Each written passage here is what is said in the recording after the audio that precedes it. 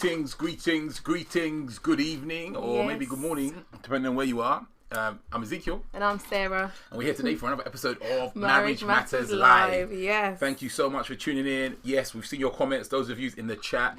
Great to see you here. Some of those usual suspects. Share this video right now. Listen, if you're here with us right now, share this video, push it out. Yes. Get your friends, get your family members. This is going to be another hot topic for us today. Amen. Yeah, I'll say amen to that.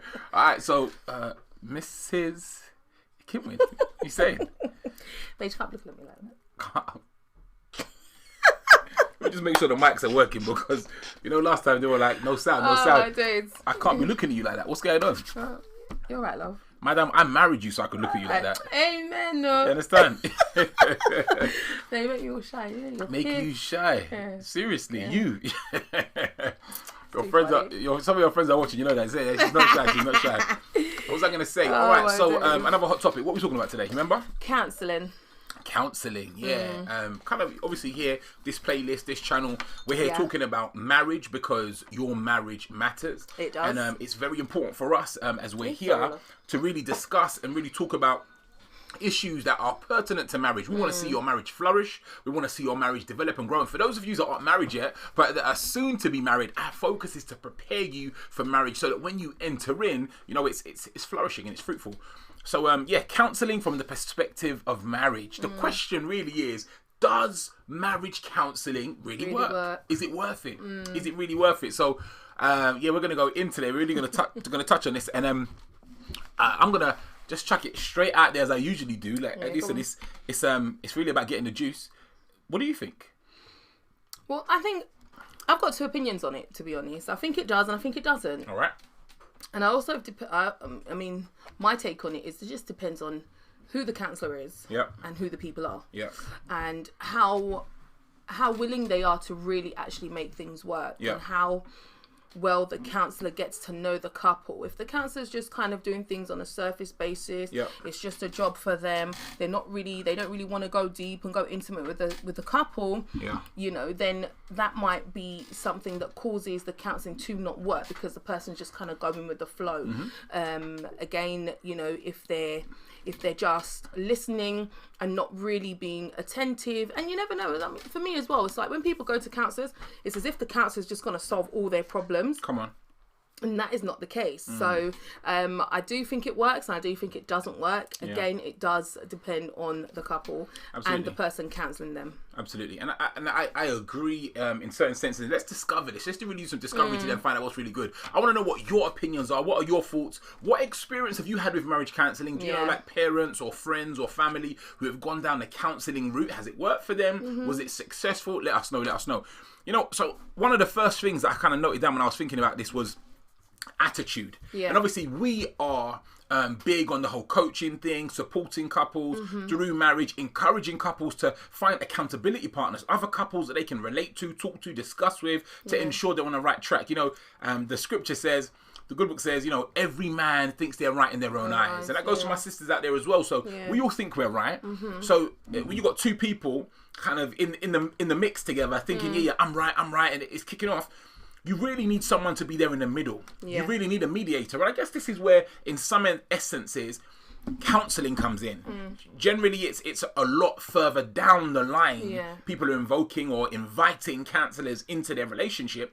But the reality is, attitude really matters. It's key. And, we're talking about counselling, right? If you go to a counsellor, a really, really good counsellor, with a bad attitude, one of you, both of you, or in fact, I'll kind of flip it over. If the counsellor themselves has a bad attitude, we'll talk about some of that later on as we get through it. But that makes for a massive drama. The attitude is really important. Some people think the first counsellor that they go to that they find is the person they want to enlist, or more to the point, the cheapest counsellor, depending on where certain people are in terms of things. Other people think the most expensive counsellor works. And it's not about cheap. It's not about expensive. It's really about doing a discovery to find if you're a good fit for each other. A lot of people have personal trainers. I've had some trainers in the past. We've had different people that we encounter. I've got some mentors, some coaches myself. And obviously those relationships are very dependent on the mindset of the individual. Yeah. So if we're going into this kind of counselling, we're like, for example, a wife typically maybe the case in a certain relationship says, I think we need counselling. And then the husband says, no, I don't want it. Then some pushing, some prodding, some time goes past, and he kind of bends to her will. Says, and says, okay, let's go. I'll go. But he goes there with that reluctancy. He goes there. Don't get me wrong, that's a good start. If that's where you are, that's a good start. That's true. But the reality is, going in with that attitude means it's going to be longer. It's going to be a longer course of time before you start to see the real results and the real effects that counsellor can bring, can input, basically. Yeah. So that's just, I guess, to kick things off from the get-go. Yeah. But what are your thoughts about that kind of, just the whole mindset, the attitude towards the counselling or the mindset of the counsellor per se? I think, obviously, for me, I think it works. It's definitely the mindset. Yeah. Most things is based around that anyway. Yeah, so it's a major contributor. And what I was thinking of just now was, if I can remember the point, because I was trying to listen to what you were saying, again, a lot of people feel like they only really need to go for counselling when things are completely have gone wrong. Yes. Right? So the ship has hit the rocks. Exactly. So having the mindset in marriage that, at any given point, we could go for counselling. It doesn't have to be when things are like completely rock bottom, all the walls have fallen down, and now they feel we need a saviour. Yeah. We need someone to come and help rescue us from this hole that they're drowning in. Yeah. Having that mindset that, look, things are going great between us, but our finances aren't looking so good. Maybe we should seek counselling regarding our finances. Yeah. Maybe, we're cool, but the children are looking a little bit higgledy-piggledy right now. They're looking a bit like all over the place, and we think we're doing it right, but maybe we're not. They might need counselling for parenting. It's not always necessarily counselling for the point of you're about to divorce, you're about to that kind of stuff. So for me, it depends on the mindset behind counselling. A lot of people just see counselling as, you go for counselling when the marriage is falling apart. Yeah. So that's why when you say what I think about mindset, I think that the mindset is very important, because counselling can cover many different areas to make a marriage better. Some people's marriages are falling apart because their children are not under control. Their finances are not under control. They themselves have decent communication. Their intimacy is okay, but it's other areas That's right. that a lot of people don't look at to think, oh, let's go and get help for that. Because the way they portray counselling is like, you get counselling when your marriage is failing. Yeah. And obviously people, when they think the marriage is failing, they think the two individuals in the relationship, they're failing. But it's not just about them. It's about the other sort of things that surround the marriage that could be failing. I'm sure there are parents, there are couples out there that between the two of them, they're cool, but they have issues communicating with their children. Yeah. That in itself is already an issue, because these children are going to grow and they're going to need their parents to speak to them and advise them and all that kind of stuff. So for me, it does depend on the mindset, I think, that people have regarding counselling that has that kind of make or break, to the way they see counselling. Yeah. So I think that's kind of key. You've kind of opened it up some more, and I think that's really helpful, because one of the key things I think about accountability partners that we constantly push is that they're a sounding board. They're someone you can go to, that you can share with. And sometimes because you're so close to the relationship, i.e. husband and wife, sometimes you don't really see the issues and the flaws that are present in the relationship. And having some people don't need counsellors. Some people don't need counselling. Some people just need an accountability partner. Yeah, exactly. And you need that person, and you go to that person, and that person says, you know what? I think based on my experience, maybe you need to consider your time, dispersion of time in the household, or chores, or whatever it is, or, the way you're dealing with the children. But again, attitude is so key. And I really want us to hone in and focus on this, because if the person, accountability partner, counsellor, coach, whatever, if the person that you're going to, you don't have a regard, a respect, an appreciation for their input, you generally leave them resentful. You generally leave there kind of worse off than you may sit and listen. You may be cordial in the moment, but there's this inner turmoil that's going on where the person leaves that position and they're no closer to the fix, no closer to the resolution than they're no closer than they could be, I should say, or they should be. when they take that attitude as an input to those sessions. So it's really important. I think talking is key. We talk about this all the time. Talking, friendship, relationship is key. And this is one of the problems. If you don't have an accountability couple, and this kind of, I'll segue a little bit, this really feeds into that whole perspective of pride versus humility. So you've got that attitude where, you know what, I'm going to benefit. I'm gonna invite this accountability couple to speak into our relationship, and I appreciate that we can benefit from that advantage. And this is the challenge. A lot of people are too, what's the word they use today now? We were saying it was snobbish before. What do they say today? Too bougie. So that their reputation is so important to them that they fail to be open, to be humble, and to say, you know what, we're having some issues. We're having some real problems, or this is what's going on. I'm really not pleased with it. And I think that's foundational. I think if the mindset isn't right, if the attitude isn't right, and when I'm talking about pride versus humility, I'm really talking about the heart condition. And now we're really talking about, do I really have a heart that can receive from the right counsellor? That's right. From the right accountability partner, from the right marriage coach. Do I really have that heart? And this is really important. And some people don't have the ability to kind of step away and look at themselves and really see that. We're so close to the situation.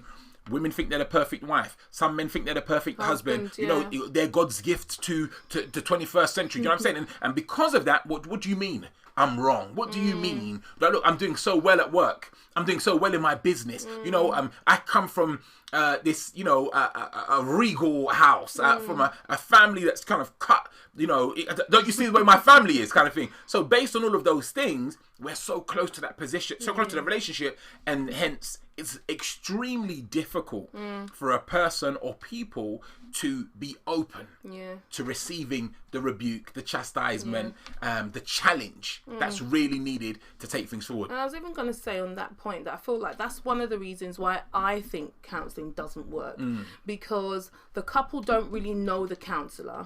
The counsellor doesn't know them. And it depends on, again, how many sessions they book, how much time they spend with this counsellor. If they're just trying to go in with a quick fix, 1 week, and, you know, but a lot of the time, because they don't know the counsellor, a lot of people kind of have the perception that if you don't know someone, you're more likely to take counsel from them because you don't know them. However, I actually think it's the opposite when it comes to counselling. And that's why I think, like, sometimes counselling doesn't work, because the counsellor really has to take time to really get to know the couple. We love, guys. We love. Really has to take time to get to know the couple. The couple need to get to know the counsellor.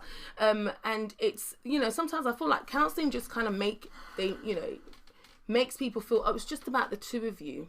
So they, you know, it can get to the point where, you know, the husband can turn around and say, look, she don't know me. This counsellor don't know me. Like, I can, you know, I don't think this counsellor's going to solve our problems because they don't know us. And it's that mindset a lot of the times that doesn't allow things to take place and to work for them. But then again, there's also that thing of, oh, but we can't talk to people that we know because we don't really want to air our business. That's right. So people get stuck in a trap where they're not getting any help because, one, they don't feel the counsellor knows them enough to help them.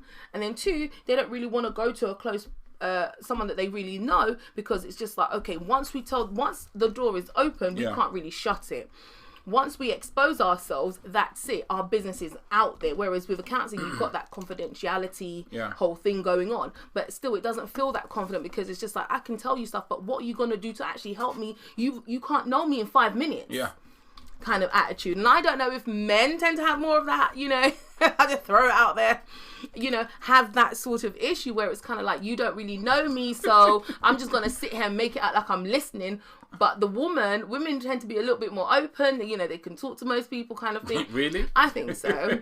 But, you know, you know, so for me, it really does depend on how people are, their mindset towards it. I feel like that's like a massive thing, because if they just see it, if they completely, you know, cover it with a particular lens, how are they going to get the help? You're cracking it wide open, and I think you've spoken to a number of things. And you've spoken about time, the time invested. You've spoken about the culture, and that culture was a big thing that I wanted to talk about later on. Okay. And I think time is key. Let's tackle time for a moment, because another thing that you tackled on really that I guess goes hand in hand with time is trust. And these things are really, really key. It takes a lot for a person to become vulnerable. To another person that they and the challenge there is the more mature a person is within themselves, the greater advantage they have or ability they have to become vulnerable. Right. So this is a challenge because typically some of the challenges we see in relationships stem from a person who is not guys, take this lightly. I'm just going to be straight talking. I want to be straight talking, right? Do you want me to be straight talking? So typically it comes from someone who's not mature in a particular area. So someone who's spiritually mature is able to engage on typically a high natural level because of their spiritual maturity. If you don't agree with that, chuck it in the comments. But the reality here is that meeting someone on day one and being totally vulnerable is not easy for someone who's shielded, who's guarded, who's lacking confidence in certain areas. Yeah. Some people even use that, kind of large character as a defensive mechanism when really there's some insecurities going on inside. True. So there's so many different angles and aspects of this we really need to look at. So trust is a major factor. Definitely. And this is one of the reasons why when people spend a significant amount of time with a counsellor, if they are insecure inside, in that relationship, they don't have trust. They're really shielded, really guarded. They won't get the type of results they're supposed to get because they don't value what's being said. They won't take on board what their person's saying, and they'll constantly be internally rejecting that advice, that counsel. So that's one thing. So I think trust and time are key. Time, this is a major one for me in terms of this particular subject because really, for a lot of counsellors, for a lot of people, it's business as usual. Right. And I said, you pay my hourly fee, come in there for an hour. And let's talk. And then look, it's 2 minutes to time, guys. So we're gonna have to. That's when they close the notebook and they kind of lean back a little bit, and it's like, okay, so guys, we'll pick this up from next week's session.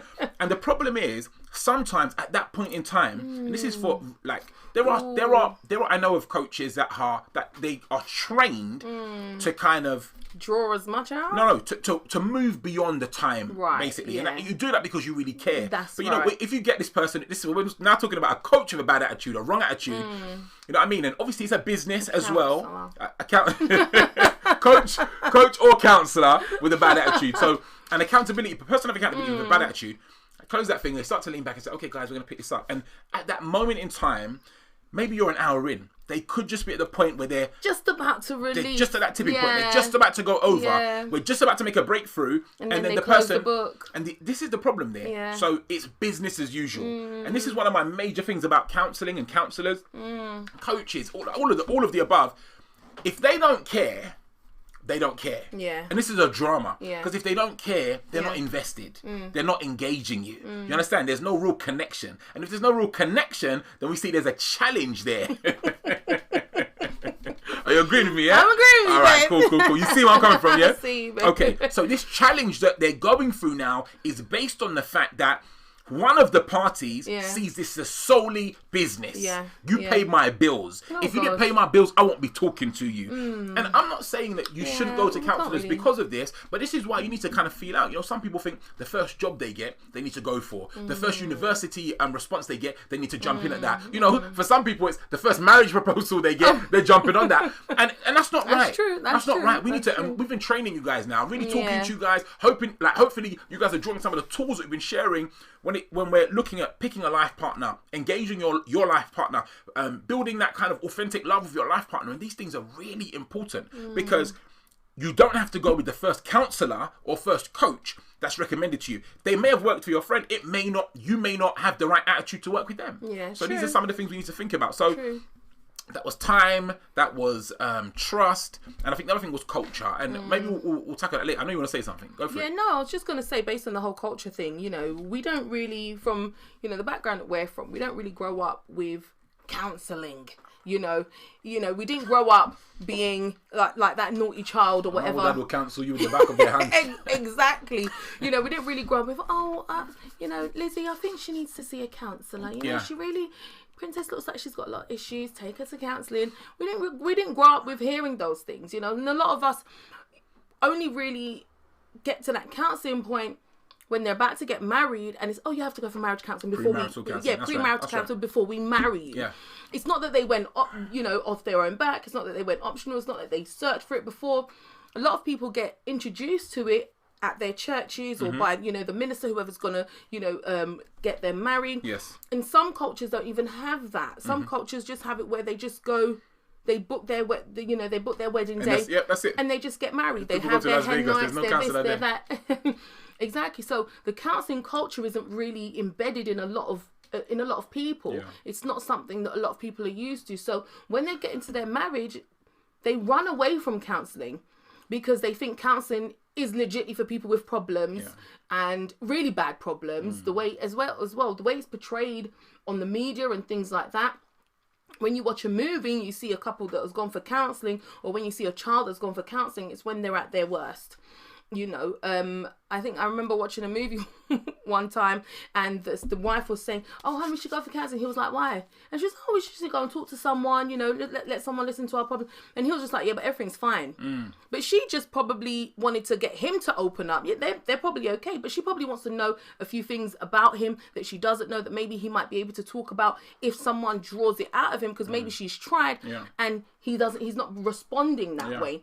So, I feel, again, a lot of people have that negative connotation of counselling. Yeah. So, it probably takes a while for them to even accept the counselling that they've been given. Yeah, that's powerful. And I think that culture thing is key.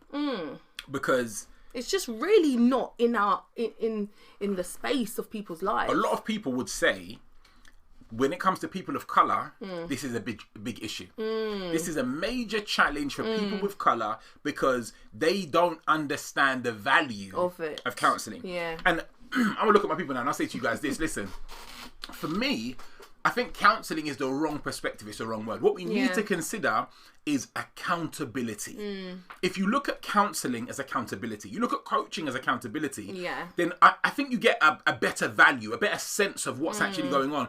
Who do you know that's kind of like a real successful athlete or a real successful business person that had no mentor or no coach? That's mostly unheard of. That's right. Mostly. People that are really succeeding, that are operating at their highest level. Forget about the Olympics. Forget about what's going on outside in the world. Let's just kind of peel it back to its rawest form. Yeah. When we look at its rawest form, we're talking about one individual operating at a higher level than they started at. Basically, and you see this with professional footballers, with basketballers, with athletes. You see this with doctors. Who do you know that was a surgeon that didn't have a lecturer? Kind of like someone that they worked with closely. We've got people that work in social arenas. You have to put hours in the game. You need to spend time as an understudy so that you can develop your abilities. And I think this is really, really important. And people think, as you said, marriage is something you do when your ship has crashed. And that's why, excuse me, counselling is something you do when your marriage has crashed. The ship of marriage has crashed into the rocks. And the truth is, as you have said, it's not. You don't have to wait for it to be that bad. And this is why I'm going to say it again. If you don't have an accountability couple, you need to look around. You need to scroll through your phone book. It's a good start. If you've got loads of people in your phone book and you're not utilising those numbers, you start deleting numbers, because the reality is we need to be a positive influence on our phone book, and that phone book needs to be a positive influence on us. Yeah. And if we've just got people that are there and we're there, we're just kind of wasting space, really. There is a couple in your network right now who can give you what you need. Yeah. And it doesn't have to be anything big. It can be, look, can we check in once a month? I remember there was a couple we spoke to who wanted some coaching in a particular area, and we were like, you know what, sir, madam, could you just check in with us once a month? We'd be grateful. And they were nice, super busy couple. And they said, yes, you know what, we'll look to do that for you. And I'm so grateful because they've constantly made time for us when we've needed it, and they've been there for us to check in with them, and you need that. And that's not, I wouldn't say that's our core accountability couple. We've got another, but that's kind of like a more senior group that we go to if we need assistance or direction or guidance or prayer in a particular area. So a lot of these things really should be happening in your church. You should be hooking into people in your church, getting that support that you need in your church. If you're a churchgoer, if you're not a churchgoer, then obviously you need to run through your Rolodex and ask, who in my community, who in my Rolodex can I utilize in this way to help me keep my marriage on track. That's right. All right. You want to say something? No. Good. All right, good. cool. So another issue that I had with the whole counselling thing is this. Typically, you can find yourself in a situation where the counsellor is one-sided. Ooh. Or your sessions are one-sided. Well, it depends. And this is where, like, what we do is different because for a long time now, I think I said to Says, we made an agreement. I kind of mentioned it to her that, you know, when we counsel, when we're coaching, my focus is for us to always be together. Mm-hmm. So don't get me wrong. I may mentor some guys. She may mentor females, kind of, you know, we do that accountability thing. But if we're dealing with couples, typically you would see we'd be together. Yeah. And the focus of that is, the benefits of that is that we have advantages and see things slightly differently. Mm-hmm. So, you know, we're two peas in the same pod, right? Mm-hmm. So the focus there is that we are best serving the couple that comes to us. Yeah. Because if you sit with me, you're probably going to get a lot of, you know, rugged, regimental instructions and direction. Do this. And if you sit with Says, you probably have a giggle fest. Do you know what I'm saying? So, and that's likely... You'll be really happy. That's likely what you'd have if you had marriage coaching from just one of us, basically. And I feel as though... I can be serious too, you know. And we know you can be serious, babe. But those ladies that you're talking to, they know that. But the reality is, from a counselling perspective, the reality, our coaching versus a counselling, is that typically you're working with one person. That's such a good point. And that one person has a particular perspective, a particular advantage, and some particular biases. I'll be honest with you. That's so true. I was going to say this to you later, but listen. I never thought of that particular point. Don't want us, and you know what? They train them and they say to them, you know, you have to be objective and you can't be... Look, listen. I've said it to you guys before, we all have biases. And the problem is this year, I would dislike, I don't want to say hate, I would just disdain going to counselling and being counselled by a kind of some liberal feminist. I was getting there. I was about to say, I want something, and the counsellor was a feminist. Because that makes no sense. It wouldn't help us where we are, basically. Our perspective of faith, perspective, and then kind of bringing that in. It's a real challenge. So that's not always the case. You could find one of those guys, I can't remember what you called them, but just, you know, one of those guys like, no, she needs to be in the kitchen. She needs to be cooking your food. What do you mean that she wants a job? No way. You know what I'm saying? It's like, there are a slew of different perspectives that you can get. So you obviously want your counselling to be balanced. Definitely. And this kind of feeds off what Sarah was talking about culture. So we want definitely this counsellor to be in line with our kind of culture, or to at least have a respect for our worldview. An understanding. Yeah. Even. Just an understanding. Yeah, of our worldview. If you don't appreciate our worldview, or you don't have any, at least like a common respect for it, that's a problem. Do you know what I'm saying? Yeah, because I feel like that's really important when it comes to advising the couple. Yeah. Because obviously if they're going to advise the couple, they're going to need to know who they are. They're going to need to know where they're coming from. They're going to need to know what they would and wouldn't do. How, you know, some people are very liberal. Oh, whatever. Yeah, you want us to go on bungee jump? Okay, that's fine if that's going to help us. Some people might do that, but another we don't go bungee past jump. High. 10 floors, you know what I mean? So obviously that's just like a jokey example, but there are things that they're told to do that they just might not be down to do. That's because of their culture, their belief, and where they come from. Again, that's why it's important to as well get counselling from someone who is, I guess, in a similar belief system. In a sense. I mean, if you're a Christian, you wouldn't want to go and get counsel from an atheist, if you get what I mean, because you know they might. Some might argue. You know, that's just my opinion. I got you. That's just my opinion. I got your back, sister. Because at the same time, you know, you're going to someone to help with your relationship, you don't want them sowing certain seeds that you would not normally, you know, cater to, kind of thing. So for me, I feel that's really important as well. Like, as much as they have to do research on you, people have to do research on the people they're getting counselling from.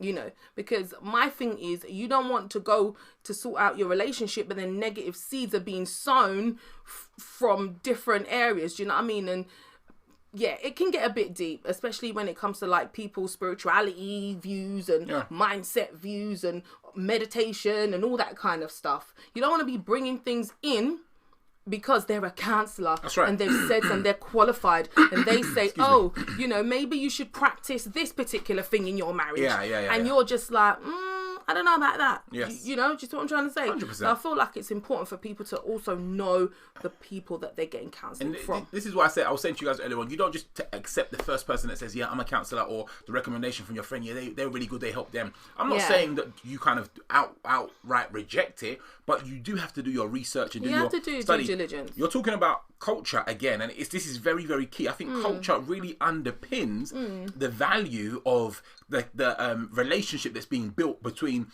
the couple and the counsellor. I think it's massively, massively important. People will tell you that, you know, counselling is just a psychological thing. You know, you've got some psychological roadblocks. And obviously that's what part of what they're studying. They're studying those kind of social, psychological data and those kind of relationships, and seeing how they can implement those constructs, better implement those constructs in your relationship. And that's understandable, but ultimately, counselling, you know, marriage is a spiritual thing. It's a spiritual entity, and we need to evaluate it on that level. We need to engage it on that level. And I think this is where some people kind of lose sight of what's really, really important here. If you just see marriage as a piece of paper, as many people say that it is, then all you're going to get out of it is the contractual, that contractual obligation. That's what you're going to get. If you just see marriage as kind of sex, then all you're going to get out of marriage is just that kind of physical interaction. That's right. Not even intimacy, but physical interaction. That's right. And then it goes on and on. The way you perceive it is the way you receive it. And this is what a lot of people don't understand.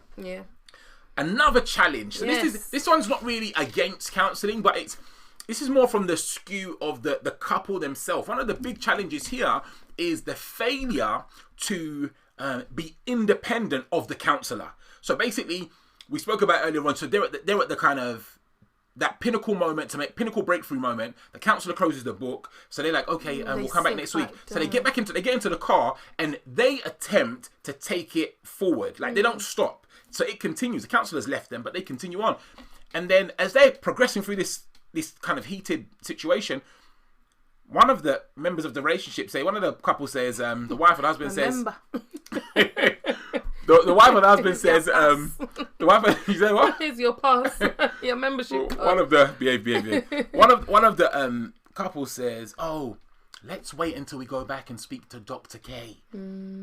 Yeah, let's see what Dr. K thinks about this. Right. So now they are anchored. The relationship is now based anchored around. Do you understand? And really, when you're engaging in accountability, the sole purpose of that relationship is to help you develop the skills and the strength to be an independent to work on couple. Things independently. That's right, basically. Right. So work on things we want to develop the tools, develop the skills, and develop those things so we can go away and you know, implement them. And if you don't do better, and if you don't have those things, it's challenging. It's massively challenging. So that's one of the issues I've got with it. Some people, and this really comes down to mindset again, but some people enter that counselling phase, and this can be a problem if you've got an accountability partner you're like that with. So you're in the middle of it, like, you know, and you're like, oh no, let's go and see what so-and-so says. And that can be a problem because you now put that person at the forefront of your relationship.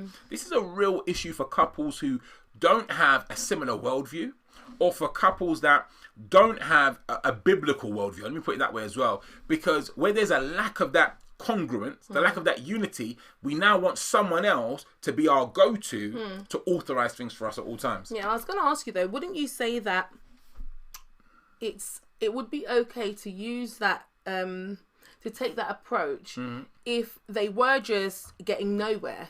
They were trying and they were getting nowhere, and the husband turns around and says, you know what? Let's leave it there. Let's wait till we go and see Dr. So-and-so next week. Wasn't that like, it's not... Is that, so you're saying, is that a right approach to take? Yeah. So because if they're just arguing endlessly and they do have a coach, wouldn't it make sense for them to just say, you know what, let's wait to see Dr. Thingy? Absolutely, it's important to utilise counsel. The scripture tells us that there's safety in counsel. Yeah. So when we go to counsel, there is safety there. The problem is when we become dependent on that counsel. Okay. If the person's doing that every month, every fortnight, we've got sessions fortnightly. So it's like, okay, let's see what Dr. K says. And they start to use it as kind of like a crutch, a weapon. Let's see what Dr. K says about that. Right. Like, it's a real issue because it means that's not going to help anyway. It means that there's some underlying issues that are unresolved. Yeah. One of the members of that relationship may be saying, you know what, they're using it as an opportunity to override their partner. So it's like a power trip thing. It's just like, okay, so you won't listen to me. Let's see what Dr. K says. Right. Maybe knowing, remember I was talking about the fact that the counsellor can be one-sided. So knowing the view of the counsellor, they can utilise that against their spouse. So that's one angle. So I think it can be helpful in certain terms. If you're at a real deadlock, you do need accountability. You can utilise accountability coming in. But the real issue is where it's become a crutch to your relationship. And you feel like, oh, you know what? We must see Dr. K. It's important. Dr. K knows best. And it's like, no, Dr. K don't. Do you know what I'm saying? Dr. K be making mistakes themselves. It's true. Do you know what I'm saying? True. So that's one of the things I think is really important for us to evaluate. In the sphere of counselling, we really need to understand that the truth be told, they are a tool and a resource, but not our anchor and not our crutch, basically. Okay, so I've just had a look in my book because I think we've touched on most of the things that I've written already. But there's a question in there, and it says, it's basically, do you think that couples should have individual counselling before they have a joint one, or do you think it's best for them to just start off having joint sessions? Yeah, so that's an excellent question. I think. Let me know what you guys think as well. Yeah, that's true. Counselling together or counselling separately. So for me, I feel as though in that situation, it really depends what the challenge is. I think that starting together is key. They may find themselves in a situation where they have differing issues. You brought it up earlier on saying, you know what, sometimes it's not about the marriage, it could be parenting, it could be insecurities, it could be one of many things. In that situation, maybe that person that they're seeing isn't the right person for both of them for those issues. But I'd say it's ideal where you can to start together. Go together, express, and let's go and segue into this now, but go together, see what the person says, and then take it from there. That would be my approach. Yeah, see, I was more from the side that I think it's a good idea, depending on the issues, because if I know I'm very difficult, and every time you try to talk to me, I shut you out. If I'm honest with myself and I know it's not an us issue, it's a me issue, I don't think I should drag you to counselling. I think I should go to counselling and be seen to and speak to someone about the issues I'm facing, as opposed to have you sit down, hear all the issues I'm facing, and then try to resolve it in a sense, because we speak a lot about being 100%, not 50-50. It's not about 50-50. That's right. In a marriage, we've spoken about this before. There's a saying it should be 50-50. We believe it should be 100%. I should be 100%. He should be 100%. Come together, you got 200%, which is more. So for me, again, it depends on the situation that they're facing. Even if it is the two of them, sometimes people get so heated and they're not so open to talk to their spouse because they know it's just going to end up in an argument and he's just not going to understand or she's just not going to listen. So I definitely think it's a good thing to try individually first, and speak to someone about your own person, because even though people are married, they're not so open. They don't want to be that open with their spouse. They feel like, I don't know why, but sometimes people have this thing of, I don't want to give everything right now. Especially if they're newlyweds. Especially if they're just, they've just started. It's not this hasn't been 10 years. It's, a year, 2 years, and they've started to come up with issues and things like that. They might still want to hide certain things, which is not right. But some people, that's the reality for some people. So for me, I do feel like individual counselling is a good route to take, and then you come together to discuss it. So, I think there are two parts to that. I think there are two parts to that. So obviously, in an ideal world, the individuals would have dealt with their personal issues before that time. Well, but baby, we know that. No, I'm just saying. In an ideal scenario, we've spoken to people about MOT, personal MOT, evaluating yourself, knowing what's right, knowing what's wrong, kind of preparing yourself for marriage. So if you're in that situation and you're kind of driven towards developing yourself as an individual. These are some of the things that you should know, you should be working on, you should be developing with. Maybe you're getting some coaching, some accountability, you're getting some mentoring somewhere on those issues. So by God's grace, that's kind of a process that's already in motion. But you tapped on it, you touched it 100%, and our focus is about being 100. And it's really about bringing all you've got to the table. And that's why I would advocate them being there together. Because I feel as though if we're talking about a couple who's now married, you're at the point where you're married and there are issues. That's why I said I'd start them together.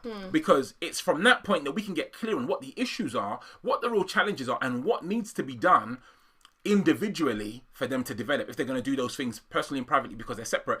But we constantly coach couples saying to them, look, you know what, you guys need to be transparent. Your communication is key. Beyond all of that, you need to be friends. Friendship is foundational. So if we know that it's one of the foundations, I'm not sure how much it would help to have one individual being developed elsewhere and then their partner kind of not really privy to what's going on. You know, out of those sessions, they can be really hard. And sometimes things in that session are very difficult to convey to your spouse. So where the kind of opportunity was available, I'd be like, yeah, let them be together. Let them work on those things together. That would be my view. So we know that one person, if a marriage is failing, it can take one person to fix it. To kickstart, to give it the jump start. To give it some kind of, to bring back some stability, one person can humble themselves to the point where they can help to restore that marriage to a certain degree. They pray first, Right, to a certain degree. Sure. Now, if one spouse was just, I'm not going to counselling, that's not what we do, we ain't from that kind of background, A, B, C, D, I ain't never needed no help, blah, blah, blah, blah, blah.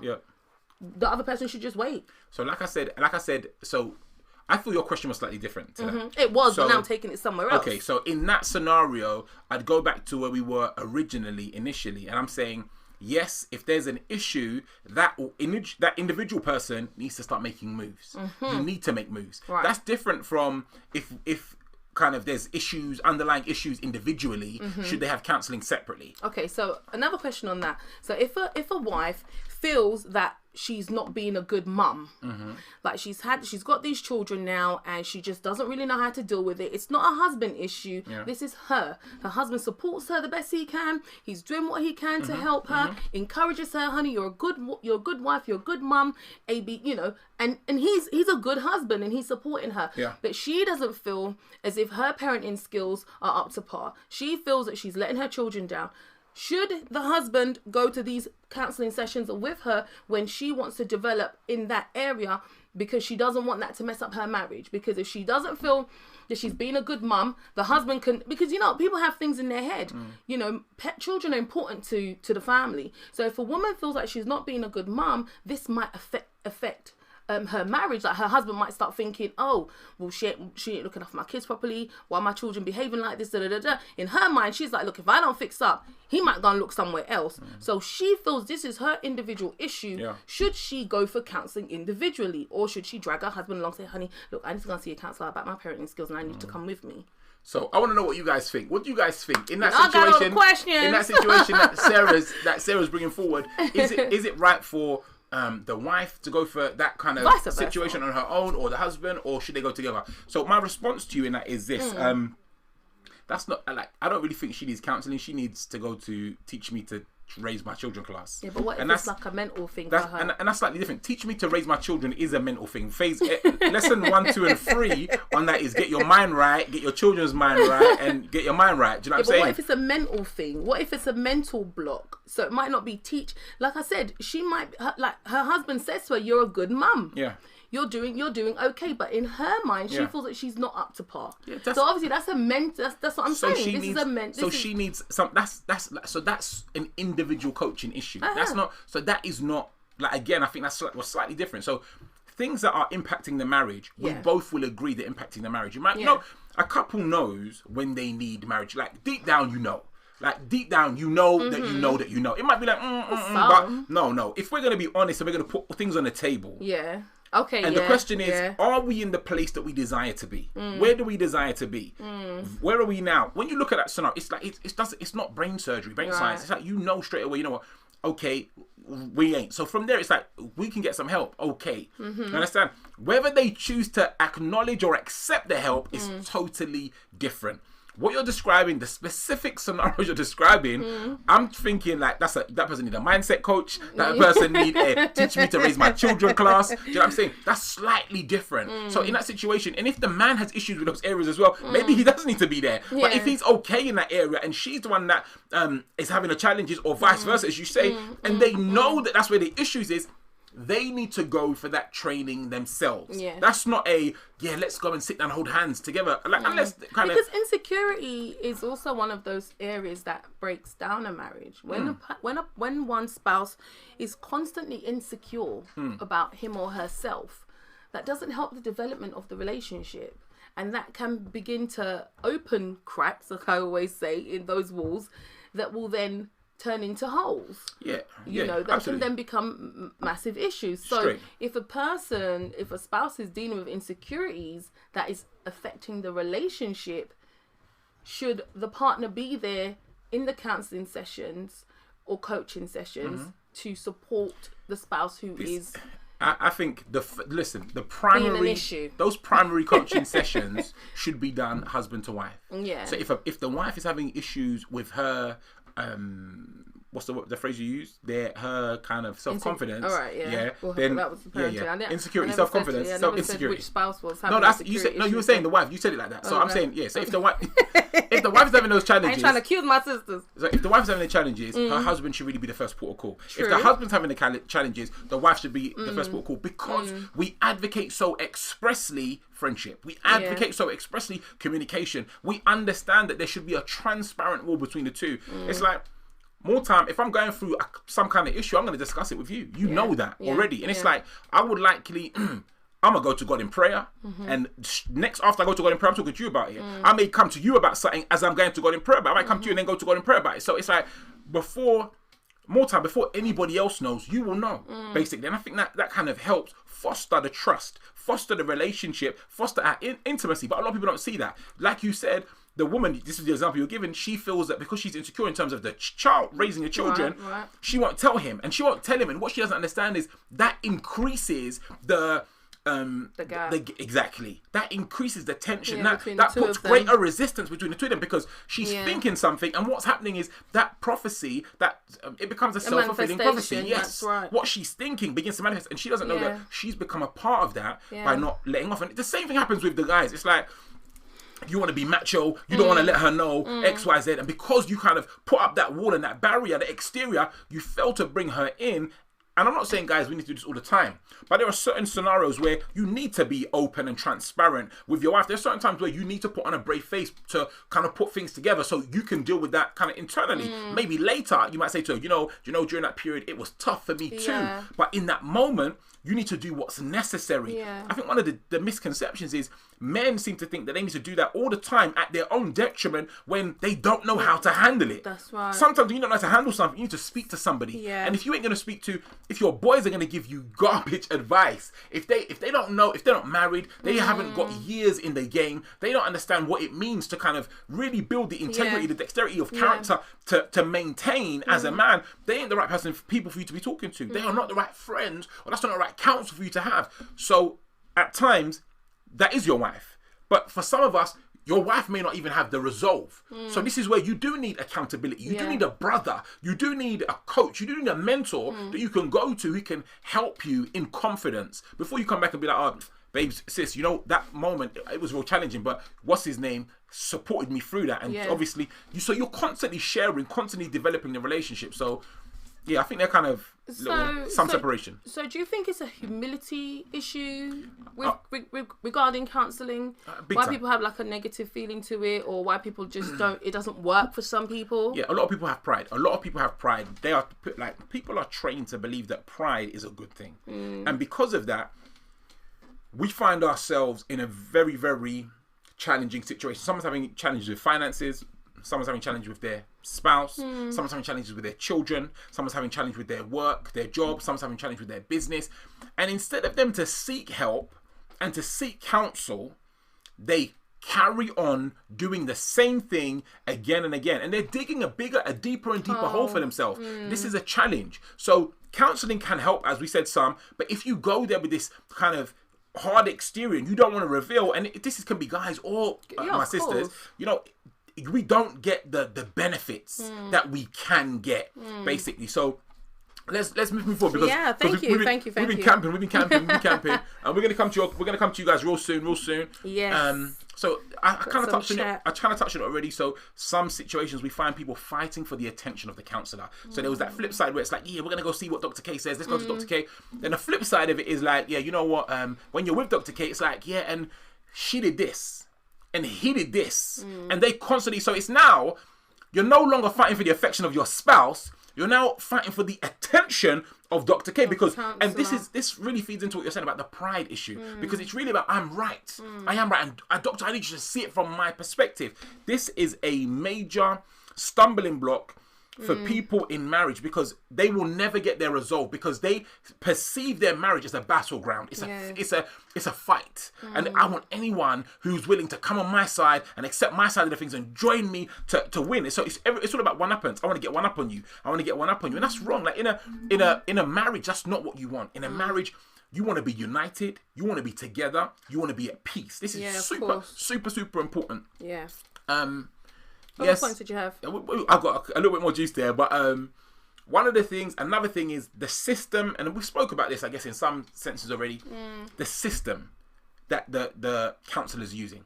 What system are they using? Is it proven? So I mentioned earlier on about kind of qualifying your counsellor. Do they have the same worldview as me? Are they truly objective? Have they helped anyone else that I know? What kind of results have they got in the past? What system are they using?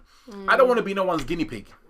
You hear me? It's like someone is always the guinea pig to start with. No. So listen. Okay, what I'm saying is, saying like you wouldn't advise someone going to a brand new counsellor. I'm not saying that. I'm saying I want to sit down and ask them what they've done. Yeah, what they're bringing. How are they going to support me?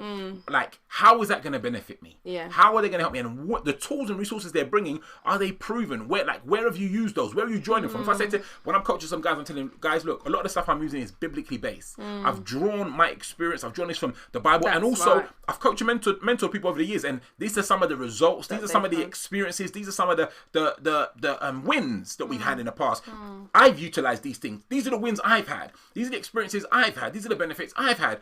We want to know some of those things. Don't come and tell me that you've got all the theory and no practical. And this is, look, it goes a layer deeper. So it's one thing to be a psychologist or a counsellor. You've got all the theory and no practical, right? The next thing is, are you married? I was going to ask you that. I was going to ask you if you think counsellors should be married. I think that's abundantly important. I am not saying that someone who is unmarried cannot counsel or cannot be an accountability. But I am saying that their view and their perspective, unless anointed and covered with the grace of the Almighty God, the oil, listen, like, it may not be as helpful as we perceive it to be. Right. Some people kind of are giving accolades to certifications over God's grace and God's glory, and this is a problem. I know some of you like may not be super spiritual. You hear me talk like this, but this is really important for me as a believing man, as a spiritual man.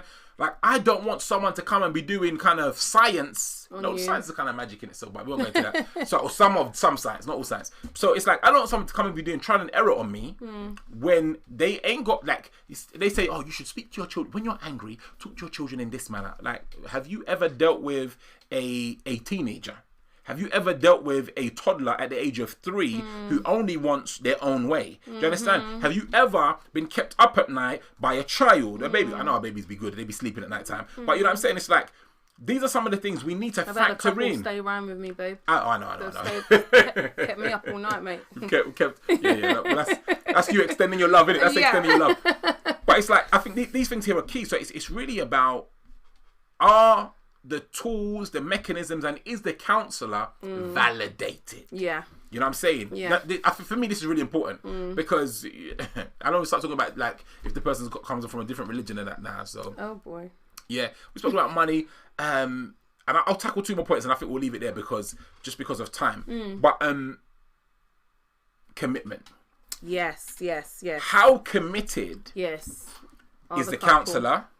How committed is the couple? Yes. These things are foundational. We've spoken about trust already, we've spoken about time already. But the thing is, a lot of people come into, I see this with coaching. Some people come in and be like, yeah, okay, cool, so this is what I need, and I need like 3 sessions. It's like, bro, I don't think you know what you came here because you don't know what you need. That's right. We're talking because we're trying to work through something. Yeah. But it's that some people come and they've got those preconceived ideas. Like, this is how much time I want. This is how much money I'm going to spend. And this is the result I'm going to get out of it. Now, and get it done within this, all of this criteria. Yeah. Some people are driven in that way, and they are able to maybe achieve that. You got some high achievers. Yeah. But that's not the status quo. Yeah. So it's very important for us to really evaluate our commitment. Are you in this for the long haul? Some people think that it's the same about marriage. As soon as I get married, everything's going to be cool. Yeah. But that's not really true. That's just the start. That's just the start. Do you understand what I'm saying? Marriage changes everything. It's like, for us, it changed a lot of stuff. Yeah. But there's a work that had to go into that, seeds that were sown into that. For some people, they say marriage doesn't change anything, and I think it's about the way we're looking at it. It's about what we're in. Exactly, it's just a piece of paper. It's about what we're investing into it. These things are key. So I think it's very, very important for us to evaluate things from that perspective. Commitment. The other, you want to talk? Go. The only other thing, and I kind of touched on it, alluded to it a moment ago, is your counselor godly or godless? And I'm really talking to my believing Christian folk right now. This is real important. Yeah. Like, you don't want to be seeking counsel. Sister Sarah made mention to it earlier on. You don't want to be receiving counsel from someone who is a member of the Church of Satan. Real talk. Now listen, I'm being so real with you. Like, you don't. Like, and listen, you be like, what's a member of the Church of Satan doing counseling? Listen, they be marriage counselors. And we need to understand that, because that contribution is not beneficial for our union. Yeah, you know what I mean? Right. Some of you be subscribed to some of those members of the Church of Satan on your Instagram, by the way. So I'm gonna come back to you. Go on. Let's go. No, I mean, for me, I definitely feel like what you're saying about commitment, because commitment is key, regardless. I said some of you, not only some of you. All right, commitment is key in the marriage. Yeah. You have to be committed in the marriage to want to make it work. So if a couple is going to go for counselling, they have to be committed to that counselling that they're getting. That's right. If they're going to go for coaching, they have to be committed to what the coach is going to instruct them and advise them, and they're going to have to make a unified commitment. For me, it's not just about one person being committed. It's about both of them being unified in their commitment. Like I was saying, if you go for an individual sessions, then that's you on your own. You got to be. But if you're going as a couple, then, you both really have to get to that space where it's not just about one person. Even if one person feels like they're not that much of an issue, they still have to put in an equal amount of commitment to it in order to complete it, to make it work. So 100%, I think commitment is key. It is definitely key. Powerful. All right, so we've been on for a minute. Just another thing, though. Yes, go for it. I was about to jump to your comments, but just another thing, though. Keep going, yeah? I do feel like when people go for counselling or coaching, they need to expand it by themselves. Talk to me. So if they're going for sessions, like you were saying, the session shouldn't just end there because they've closed the book. It should be kind of like, okay, what did you think about what I said here? What did you think about what the counsellor said here? So that they can actually begin to develop a communication past those sessions. Absolutely. And it will open doors. And then even like when they kind of go back, it's like, oh, you know what? After we left, we discussed this, and we actually found that this wasn't really the problem, so I think sometimes counselling or coaching doesn't work because people are not expanding after these sessions. They're just leaving it there and saying, okay, when we go back, we've got assignments, let's complete our assignments, and it becomes a bit mechanical. But if they really know why they're going for the help, and they really know why they're seeking the help, them expanding on it and and increasing their communication based on the things that they're finding out, because some people will find out things that they didn't know about their spouses in sessions, but then being open and being willing to talk about these things outside of because those sessions are only going to last so long. That's right. And then what happens? 100%. I agree with you. And obviously, we've sat in on sessions together with couples. Yeah. And this is where it comes. We really need to focus on the prowess, the ability of your counsellors, your counselling, your coaches. And then we need to talk about the tooling that they use. And then obviously there's takeaways, and you made an allusion to it just now. And obviously you should be leaving sessions with takeaways, implementations, actions that you're going away with to focus on. And those actions should do exactly what you just said now, as we've done in the past. You're going to give some tooling to them to go away with, and they're going to implement those things. So not just, like as you said, just the static structure of the homework. Yeah, let's just get the homework done, just be rigid, and we won't talk to each other throughout the week until next week's session. But those session work should be triggers for them to get involved with the work that continues on where they're gone. Remember we said earlier on, this is all about building an independent resourcing of yourselves. So after these sessions, you should be independently working on things week by week, month by month, year by year. You want to leave there stronger, more empowered, more enriched, and a more valuable member of your relationship. Yeah, I even just thought of something just now. I don't know who this might be for, if you're listening to this, some other time, but if your communication isn't where you feel it should be, getting an accountability partner, getting coaching is definitely key. Yeah. Because, as we know, communication is one of the strongest foundation in a marriage. And if the communication's rocky, if the communication isn't straight, if it's not well aligned, like your car, if your car's not aligned, when you're trying to go straight, the car's got to be moving to one side. When you're trying to go, and straight away you're kind of like, oh, something's wrong with my vehicle. That's right. I'm trying to go straight, but the vehicle's moving. It's the same way we should pick up our communication in our marriages. We're trying to head this way, but every time we're moving to the left with our conversation, we're moving to the right. Something's not right. That's right. You don't want to wait for the communication, for your communication to fully fall off off the edge before you go. And and I truly believe that people should get help early. Yeah. Get help early. Don't wait for things to be completely wrong, or for people to be looking and going, no, you guys need to get some help. That's not what you want. You want to be able to know within your marriage that, okay, you know what, we need to get some people involved in this. Yeah. And sometimes, some couples might not have the finances to sit and pay someone. That's right.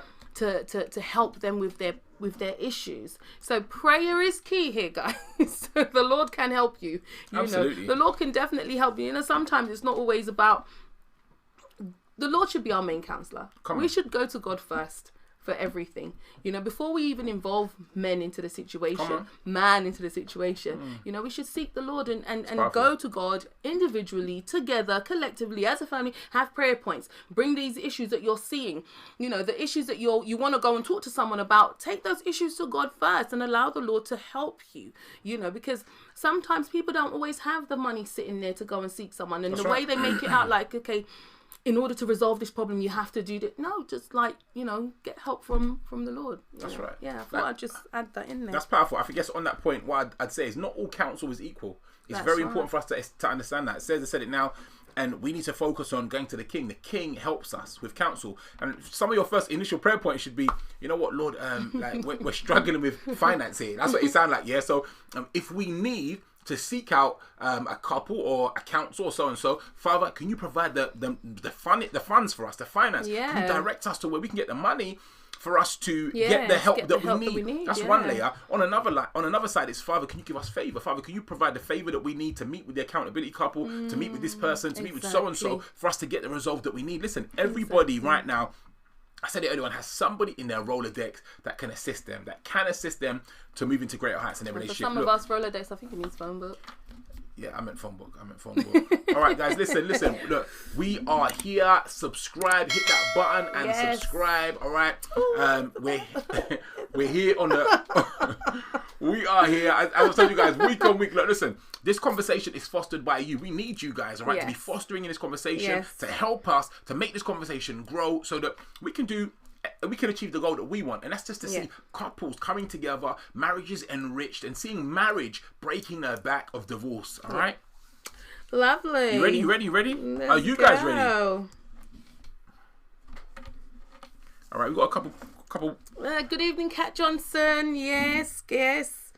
Good evening, Ecos Mios. Good evening. Yes, good evening, Osa. Thank you for joining us. We've got Z here. Lovely. Good evening, all. And for those of you who have not made yourself known in the chat, good evening to you as well. We welcome you. Thank you so much for joining us thus far. Yeah, so I think, what's this? Kat Johnson came up with a question first of all. I hope I'm in the right place. She says, what topics are covered in marriage counselling? You know what? It's a funny thing. I think Sister Sarah mentioned it earlier on. Typically, marriage counselling, and I'm by no means am I the professional on this, but from what I've understand, maybe some of the people that I've kind of taken some stock of, typically, as Sarah said, it's generally about your problems. So the first thing is really like, what is the major issue? Why are you here? I think it's one of the early questions they'll ask you. Why are you here? What's going on? So when you sit down in the seat, then you begin to kind of unravel. And it's the job of the counsellor to identify where to kick things off from. So that's typically what I understand. And I guess what we've seen from certain things, we haven't been to formal marriage counselling. We haven't seen that as a necessity. And, you know, we're still here like duking it out. But we're not really duking it out, you know what I mean? Just, you know, hugging it out, loving it out. But as we've told you a number of times, we do have accountability couples that are there to kind of support us and help us along our journey. So I hope that helps. If anybody in the comments or anyone that's online today maybe has had counselling, knows anyone that's had counselling, or some of the topics that they talk about, chuck that into the comments and let's hear what you're saying. Yeah. We need you guys here to help foster this. E. Cosmeo says, yes, that was going to be similar to my question. What are the essential topics to cover? And do you think someone should change counsellor if they're not doing a thorough job?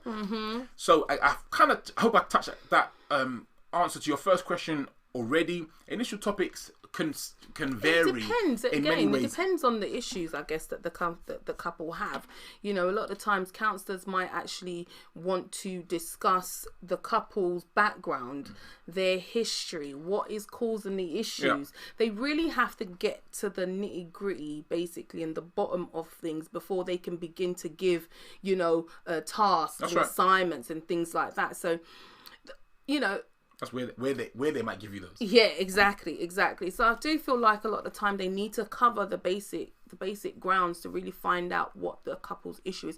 And again, there probably is a structure, but then there is. You know, there's a structure. Different structures for different people. Yeah. And I think one of the things to establish is there are those who just listen. So you might liken them to a psychologist. Yes, exactly. So they might be like, okay, hi, Mr. X, what's the problem? Mr. and Mrs. X, what's the situation? And they just sit there and they let you talk. And they just listen. So it's very much a kind of an outlet. They make themselves a sounding board, but they're not really kind of respond to you in that sense. So, that's one sense. Okay, so Osa, good evening, sir, says it works if the couple are genuinely honest and with the issues, and the counsel is also truthful and open. There you go. Nice, like it's super clear. I hope you guys are taking note of that. This is the reality we've said already. Your attitude is key. The attitude of your counsellor is key. Where are they drawing their information from? Are they using you as a junior pig? You know what I'm saying? These things are really important, because if the answer to a lot of these things are negative, then the outcome is likely to be negative. So we need to evaluate that. Thank you, sir, for that comment. Oster says, evening all.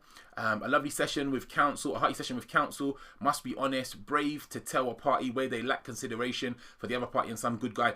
This is, you see, this is so powerful. And I made mention to it already, because if you can't go into that situation with an open heart, so true. If you can't go into that situation with honesty, we spoke about attitude and kind of, I said, pride versus humility, the heart condition. Yeah. If you go into these situations with a wrong heart, you're not going to get any results. And it's not going to come quickly. And this is one of the issues. You know, I said to you about, you know, coaching sessions with guys. That a guy will come in and be like, yeah, okay, look, I'm ready to win. Do you know what I'm saying? And then, or I'm in a business setting and we're in the office and they're saying, okay, this is what we want. This is where we want to go to. Then I started to do some discovery and ask some questions. And both the young man and in certain boardrooms, certain offices, they're saying the same things. And it's like they want the end result, but they don't have the structure. They don't have things in place. They're not ready to go. And they're not willing to do the work to get it done. It's always kind of, can we have it now? We want it quick. Let's move fast. Do you understand? And that's a real challenge. And there's an air of deception that's present there. And when I say that, I mean self-deception. We need to be totally honest with ourselves. Am I coming here with an open, genuine heart? You made a point earlier on.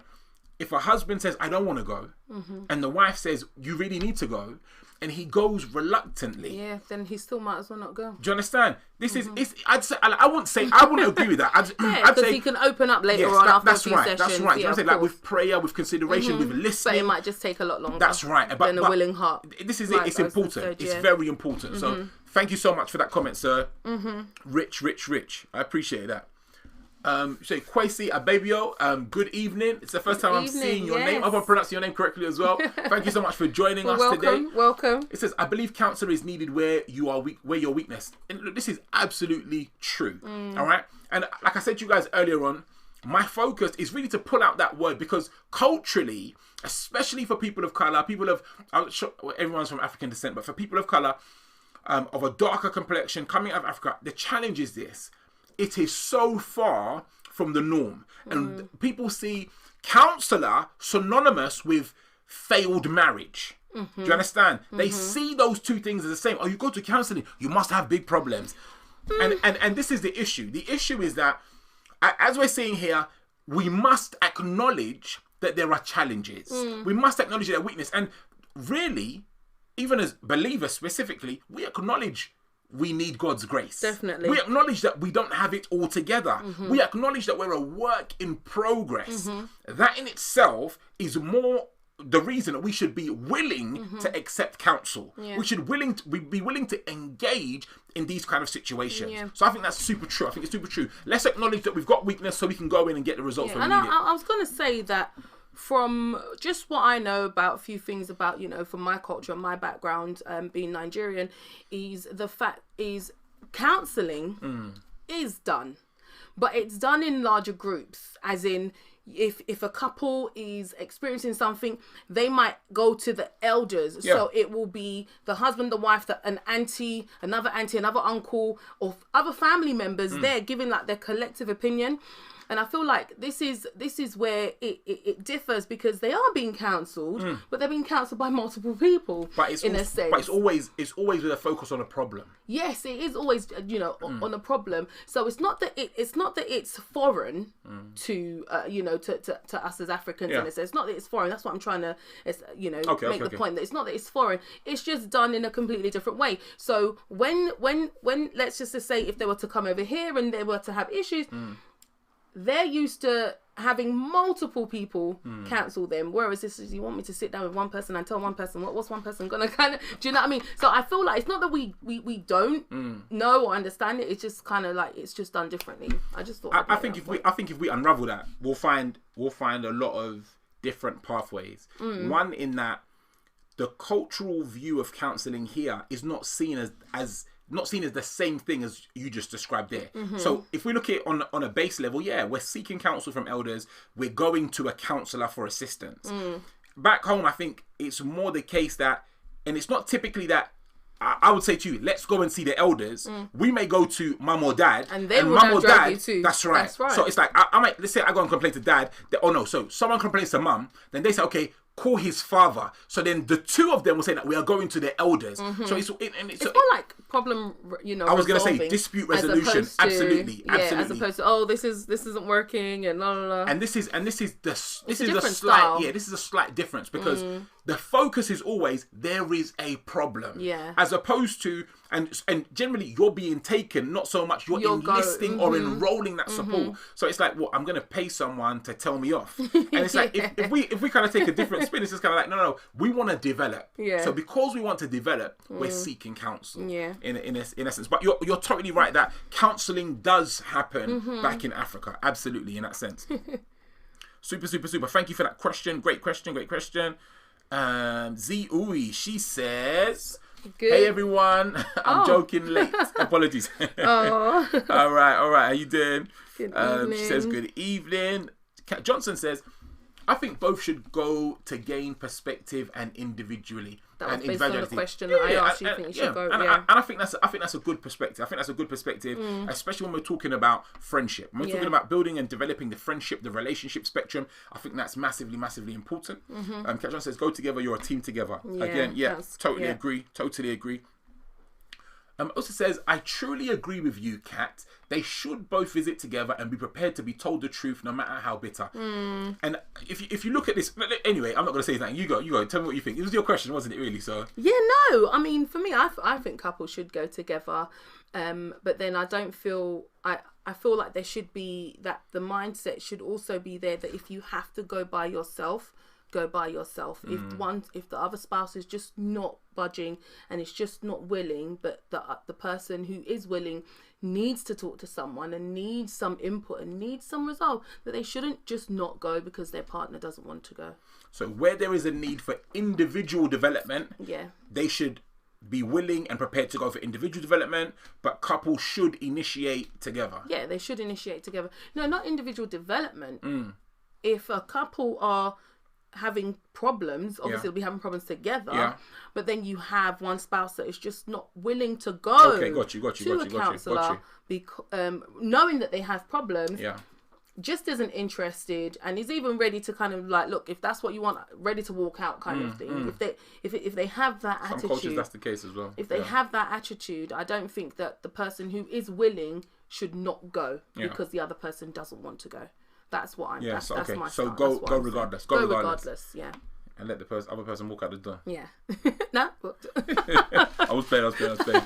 I think also that's why you gotta go. You gotta go ASAP. It's like put your fire engine alarms on and woo woo woo off you go. Do you know accountability is also kind of like a softer perspective towards counselling. Definitely. So if you're just like, and you can always start it by just saying, do you mind if we talk to so and so about this, or let's discuss this with so and so. Maybe, and you have to be mindful again in much the same way. It's also about evaluating your counsel. So you don't want to go and talk to his friend who's a bachelor, has no respect for XYZ, and that's not the best person to go to. But you want to try and feel out someone who your spouse will be comfortable to kind of be open with, and you can't expect them to pour everything out. You may take a lighter situation and be like, do you mind if we discuss so and so with X and Y, and just take a very light situation, and then you develop it from there.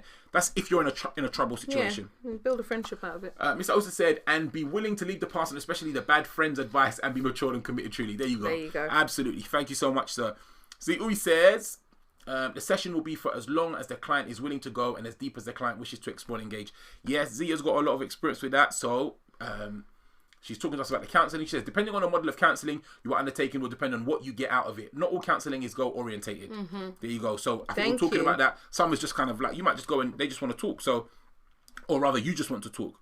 So, counselling and coaching are two very different modes of therapy. Not sure if that was mentioned earlier on. Yeah, I think maybe not probably not explicitly, but that's a reality as well. You've got... yeah, it is. I think we spoke about that probably not today, but we've mentioned it previously on previous episodes. But yes, indeed. Because we involve counselling naturally comes up in coaching sessions anyway, because you need to know what problems they're having. If they're coming to you, that's if a couple is coming with problems, but they also need coaching on how they're going to move forward. What's their 5-year plan, 10-year, where do they see themselves from now, and all that kind of stuff. So even though they are different, they still will kind of need a bit of you'll still need to do certain things in a coaching session. And obviously, like Z mentioned, not all counselling sessions are goal orientated, but some are. Yes. So I'd say coaching from our perspective is very much goal orientated. Yeah, it is. And action taking. Counselling in many ways really looks at things from, like I said earlier on, a psychological perspective. Yeah. So it's more kind of you're typically dealing with someone who's maybe an MD or someone who's undergone some kind of counselling training, and hence they're trying to kind of unravel and open up certain things. And as Z mentioned a moment ago, certain times it is about goals, but more time, in my understanding, it kind of can feel more like a session with like a therapist. Exactly. Yeah. So it's more kind of that way inclined. Yeah. Super. Great comment. Thank you, Z. Rolodex. Yeah, I said it. Rolodex. Ecosmios. Yes, in African communities, the counselling is more so advice from the elders, aunties, pastors, uncles, etc. Indeed, I agree. She said, do you feel the counselling should be a neutral party, not friends, pastors to either party, or does that not matter? So I think you missed this one. Did I? Yeah, this top. Oh, Okay, cool. Yeah, I see. I'm going to pull back to that comment in just a second. Thank you so much. Do you feel counselling should be a neutral party, not friends, pastor? So, like we spoke about in the top end, I think friends, pastor, either party. Or does that matter? So as again, not your pastor, not my pastor, not your friend, not my friend, someone independent, essentially. Go on. No, go. Yeah. So I feel like we touched on it earlier on. I feel generally within your community, there are constructs that are in place already. So if you are in a church, typically there should be someone in the church. And again, that doesn't mean you shouldn't evaluate or feel out the person that's going to counsel you or coach you. But I think you really want to evaluate your present community. So if you're in a church, that it may be better for you. Really, it's about the mindset of the individual that's coaching you and the mindset of the couple that's coming in. I think those two things are core. If you're dealing with someone who's too close to home, and their view is skewed because of their proximity, that's not an ideal relationship, basically. If they don't have the ability to be objective, if you're dealing with someone who's real close to home but has the capacity to be objective, so they're in kind of remove themselves from the relational space, even though I've already said we are all biased in one, we all have kind of cognitive, those kind of biases one way or another.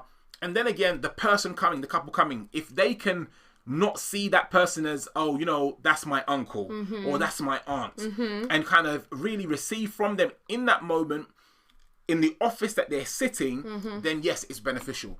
And it doesn't matter. But I think mindset, method of training, and kind of those kind of things are really what's key, I'd say. I do feel neutral parties do work well. But you said earlier on about relationship, and I think that's the key. So if you're saying someone who's neutral, but then we're talking about the time it takes to develop. No, but when I see neutral, I'm seeing it as in it's not his friend, it's not her friend, it's their friend. Okay. Someone who knows them, or someone who's been in their environment. Because even sometimes, you know, some people might go to somebody who they're not really close with, but they know that this couple have experience. They've got some kind of knowledge, and they can communicate with them on a level. So for me, that's like a neutral party. Okay. They're not, you know, you're not with them every weekend. It might be a friend of a friend. Yeah. But you know that, look, these lot you can reach out to them. You know, we're in the phone book, hi, you know, blah blah blah kind of thing. So that's what I feel. When I see neutral party, that's the kind of neutral party I'm thinking about. Would that be your preference, though? That definitely would. Or does it not matter? For me, for me, it doesn't really matter. Cool. For me, it doesn't really matter. We're on the same page. For me, it doesn't really matter. But some people, like I said, a neutral party, you know, like the type of neutral party I'm describing, is not going to be that closely connected to the spouse's, you know, circle. So they might feel a little bit more comfortable because it's a little bit further away from home, you know, kind of thing. Where someone who is like much closer. Their best friend. Let's go see my best friend. That best friend is a counsellor. It could slip. And as well, you know, you don't want them ones where you guys having dinner and the woman's raising her eyebrows because just the other day you know they were having a conversation and she's just like, you know. Yeah. Kind of thing.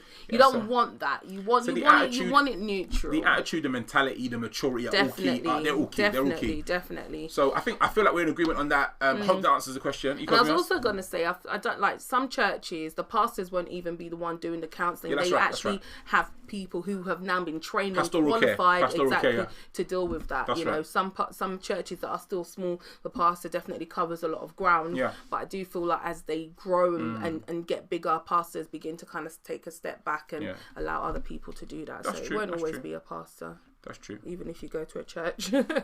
Apologies. Zeke says, topic, sex, money, in-laws, intimacy issues, children. The topic really depends on what your issues are in a marriage. Yeah, I think we kind of touched on that earlier, and I think we did make that clear. So thank you, Zeke. Thank you for bringing it up. And that is obviously for the topics that are covered in counselling sessions. Yes. Those are some of the topics that are covered in counselling sessions. Thank you so much. Thank you for that. Thank you. Ecosmo says, I think a big topic is expectations. I know many who've married not knowing deep down their expectations of a husband was, e.g., someone should be good at DIY. Then this now creates resentment and problems down the line. Yeah, and I think that's key. I think that's a real good point. And our sessions, just kind of segueing, our sessions generally start like that. We generally talk about the first thing you do when we sit down with us, and I guess really you only need to go back a few episodes to know I'm going to talk to you about your plan. Basically, that's what it is. So, and then obviously expectations kind of feed into that. So we won't get into that. But yes, absolutely, big, and that's a big one for coaching, 100%. And what do you think about that actually? So let's just quickly take a moment. Do you think a couple needs counselling if they're married and then they find out that their expectations have not been met? So they get married to the person and then they begin to find that they begin to have that resentment, or they begin to have that kind of dislike for certain traits of their partner because they're not the dream, the supermodel that they thought they were. You remember that we spoke about that thing before, didn't we? The man was it that divorced the woman because he said he was deceived, that the makeup that she used when he woke up in the morning, he didn't recognize the person he was laying next to. Yeah. So what do you think about that? Counselling required or not? Definitely, because like I was saying earlier, that people should be able to identify things as early as possible and take the actions early. You don't want to wait till the resentment has become bitterness and unforgiveness, and now someone's sick due to it, because like we've spoken before on previous shows, that certain things can actually cause people to become sick and break down the marriage and all that kind of stuff. So definitely catching on to things that you might have thought, wait a minute, this isn't what you told me. If only if they can't get outside help from an accountability partner or from someone from their church or something like that, a brother or sister, kind of thing. If they can't get help from that area, then they should definitely get counselling. I don't think they should run to counselling straight away. Like I said earlier, you can pray about these things. You can fast about these things. You can take these things to the Lord.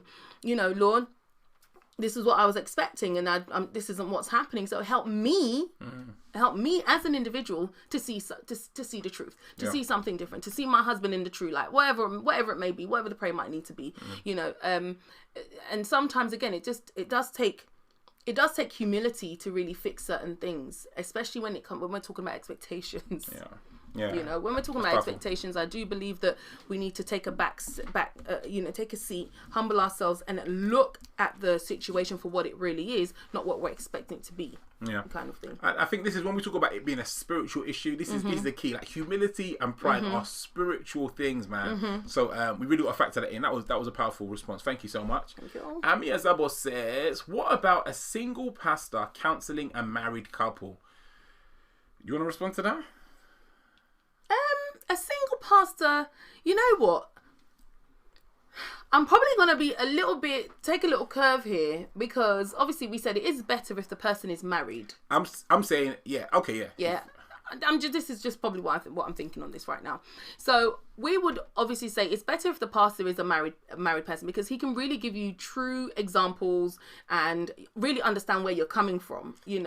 Again, if he's using biblical principles to help counsel you, then it doesn't really matter if he's married or not. If he's, if you're going, you would go to your pastor because you are a Christian and you believe in the faith, you believe in the word. That's right. So you will go expecting that to be the base, the principle, the foundation that he's using to counsel you. Excellent. So whether he's married or not, you can go to a married pastor and he ain't giving you no scriptures. He ain't quoting nothing from the Bible. You know what I'm saying? And he's just giving you, this is what I think you should do this, darling. My wife doesn't behave like this. What kind of woman do you know? And you could be thinking, but you're a married pastor. Where the single pastor could really just give you solid biblical principles and foundations, action steps that you can work with that can make things work. So that's what I think. That's great. I think that was a great question. I appreciate it. It was a good question. Thank you so much. So the reality is this: Sarah's wrapped it completely. She put a bow on it as well. So I think what we need to really think about is the difference between, I said earlier on, is your counselor, your counselling, godly, I should say, or godless. And this is the reality. If you're dealing with someone who is training you from a perspective, okay, a code of ethics, a code of conduct that you're familiar with, then you're comfortable, you're in safety. So when someone is single, they are single without marriage, but they are ministering to you, let me not say by the Spirit of God, from God's holy scriptures, by the Spirit of God. Because what many people tell you today is by the Spirit of God is by a spirit, but you know what I'm saying? So we need to, the scripture says we should test every spirit. So it's very important. So single pastors, indeed can counsel married couples where their counselling is not, I'm a pastor, I have 100 years of experience, and this is what I'm directing you, but it is fundamentally and foundationally biblically based. Yeah, this is the difference. Because, with them, they know how, Christ treats the bride and all that kind of stuff, looking at things from, the scriptures that help support both husband and wife and all that kind of stuff. So I definitely don't see anything wrong with a single pastor counselling, 100%. Yeah, and the key word there is pastor. Pastor, that's right. If he's a pastor teaching you from the scriptures, that's different. As Sarah said, if he's teaching you from the top of his head, then what he thinks, what he feels from emotion, I would advise against that. Run. Kat Johnson says, my expectation is he must wash up, LOL. Yeah, you know what? It's like that, innit? Get a dishwasher. Listen, maybe one day we'll have a stream and we'll talk to you guys about what our expectations were before we got into it. That's real, real. Ecosmo says, is it just me or was I imagining a couple counselling another couple all along?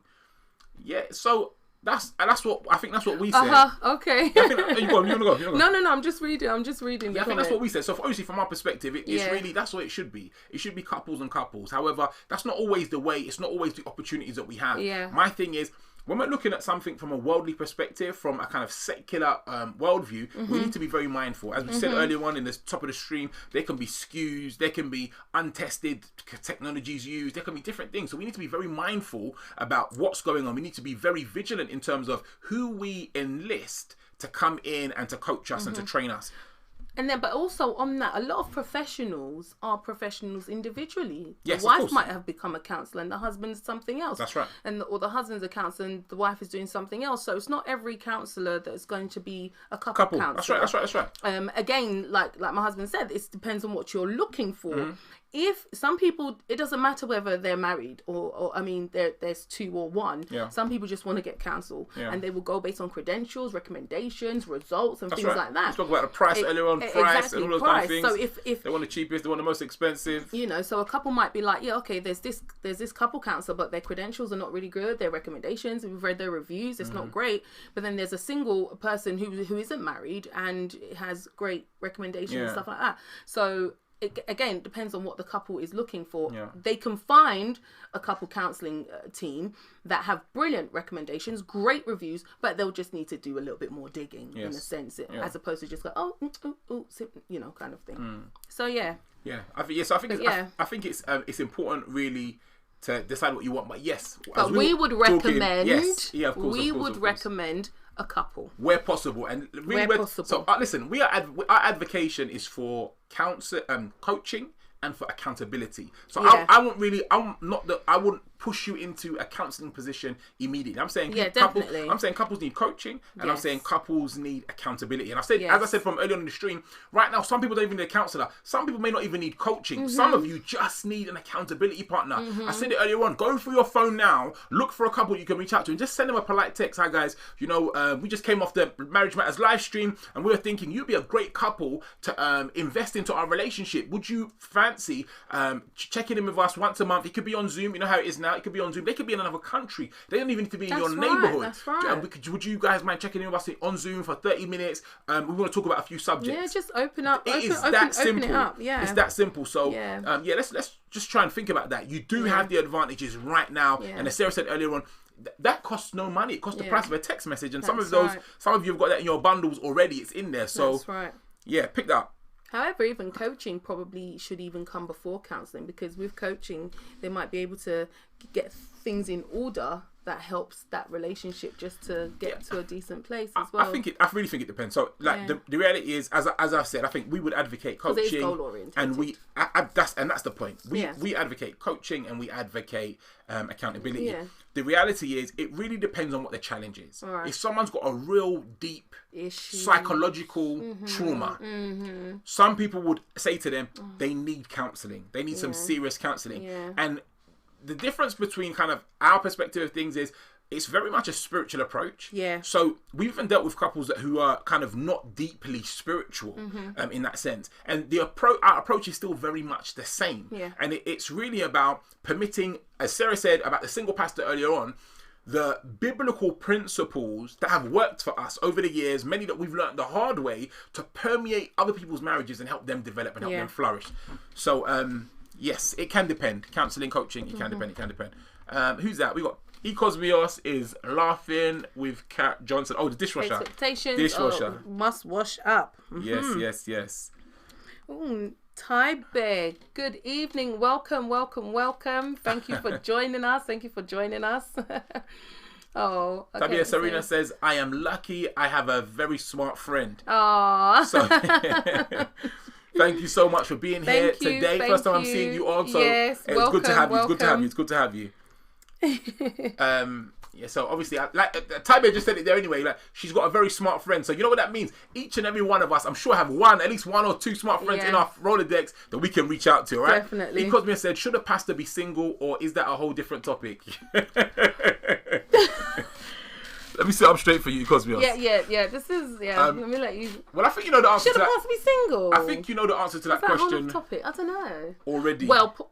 If consider we look it. at Paul, I need to put one of these CTAs to our our Bible teachers channel. But that's true. Since you spend a lot of time on In Thy Word, those of you that don't know, I wish I had it here. It's In Thy Word. We'll put it in the comments again today after the video. I'm sure you know the answer to that question because I'm sure he may have answered that over there. But should a pastor be single? Is that a whole different topic? Yes, it's a whole different topic.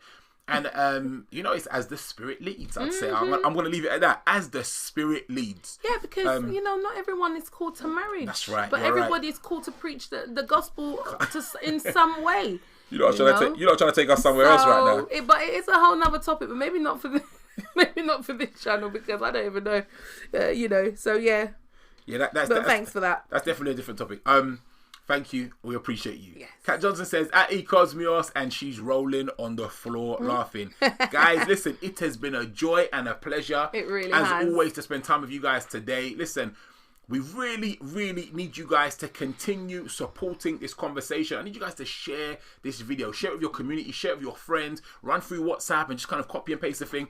If it's not this video, maybe another video that you felt has really been beneficial to you, really helped you. If you've got other couples out there that are going through challenges or looking for some resources to help them develop, I don't know if I told you guys last time, but we actually have put together the marriage mindset checklist. Do head over to that link right there, blog.godlifeco.com/marriage. And download yourself a copy of the marriage mindset checklist. It's like a little bit of a test, and it'll kind of help you, married folk, evaluate what side of the fence you are in terms of your marriage. So share these videos, share this stuff with the people in your community so that we can help marriages grow stronger and develop that authentic love that we'll be sharing over here. Yes. You got anything you want to say to them? No, we just got a comment here welcoming and saying hi to Thai Bear in the comments. Oh, super. We always recognise the newbies. Yes, indeed. Thank you so much. Thank you so much. Thai Bear, thank you so much. Because for sharing your love. Everyone who's been on here for the first time today, we really, really appreciate you. Kwesi, I remember you were here before. Thank you so much. And I've been Ezekiel. And I've been Sarah. And we've been here today for another episode of Marriage Matters Live. Catch you guys in a fortnight, all right? Yes. Remember, if you haven't hit that subscribe button, Come on, guys. now. All right. Ding, ding. Let's keep it moving. All right.